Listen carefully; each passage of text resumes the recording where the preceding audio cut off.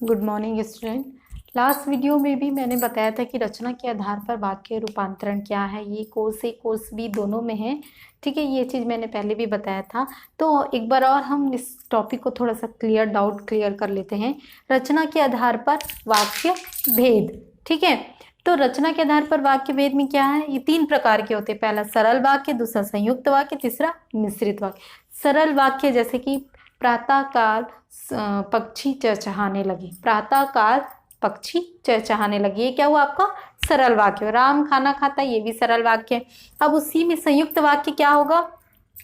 संयुक्त वाक्य में हमेशा ध्यान देंगे 2 वाक्यों को आपस में संयुक्त किया जाता है। ध्यान देंगे बातों को, 2 वाक्यों को आपस में संयुक्त किया जाता है। मैंने पहले परिभाषा बताया है, इसका वीडियो पहले बना चुकी हूँ मैं इसका, ठीक है। तो जैसे कि किंतु, परंतु, ठीक है, आदि योजक चिन्हों का प्रयोग होता है। नेक्स्ट है मिश्रित या मिश्र वाक्य।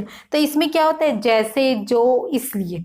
तो जैसे कि प्रातःकाल पक्षी चहचहाने लगे, ये एक एग्जाम्पल है। तो उसी को हम संयुक्त वाक्य में कैसे लेंगे, प्रातः काल हुई और पक्षी चहचहाने लगे, ठीक। तो ये हुआ संयुक्त वाक्य, अर्थात 2 वाक्यों को आपस में जोड़ना ही संयुक्त वाक्य होता है। मिश्र वाक्य में भी उसी प्रकार होता है। जैसे मिश्र वाक्य का मैं एक एग्जाम्पल लेती हूँ।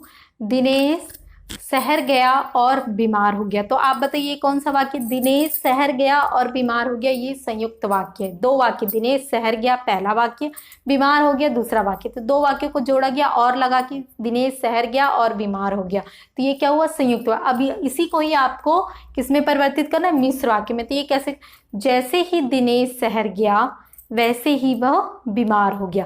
तो जैसे और वैसे जुड़कर क्या हो गया, वह मिश्र वाक्य का निर्माण करता है। तो ये चीज है।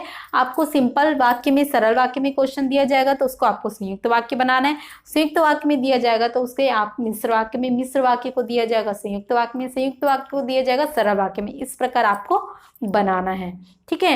आपको कोई भी कंफ्यूजन है, मैंने इसका वीडियो पहले बनाया, आप उसे देख सकते हैं। इसी चीज में एक डाउट कुछ बच्चों के मन में आता है कि अर्थ के आधार पर वाक्य भेद क्या होते हैं। तो ये आपके सिलेबस का नहीं है, ये क्लास 9 का सिलेबस है, ये क्लास 10 का सिलेबस है। तो रचना के आधार पर 2 प्रकार, मतलब वाक्य के भेद 2 होते हैं, रचना के आधार पर और अर्थ के आधार पर। तो रचना के आधार पर ये हुआ वाक्य, अर्थ के आधार पर ये होगा विधानवाचक पहला, दूसरा विधिवाचक, तीसरा निषेधवाचक, चौथा प्रश्नवाचक, 5वां इच्छावाचक, 6वां संदेहवाचक और 7वां विस्मयादिबोधक वाक्य, 8वां संकेतवाचक वाक्य।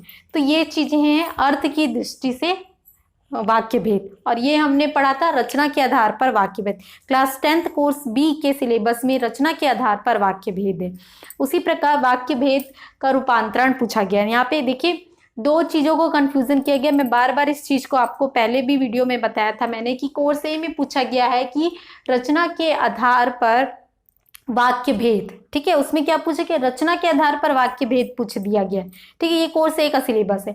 नेक्स्ट इसी क्वेश्चन को घुमा के दिया कोर्स बी में कि रचना के आधार पर वाक्य रूपांतरण कीजिए। ये नहीं कि अर्थ के आधार पर वाक्य रूपांतरण, ये नहीं पूछा गया है। आपको पूछा गया रचना के आधार पर वाक्य रूपांतरण। तो रचना के आधार पर वाक्य रूपांतरण यही होगा। सबसे पहले आपको इन वाक्यों के भेदों को जानना पड़ेगा। इसका वीडियो मैंने बनाया है। 3 भेद होते हैं, सरल, संयुक्त और मिश्र।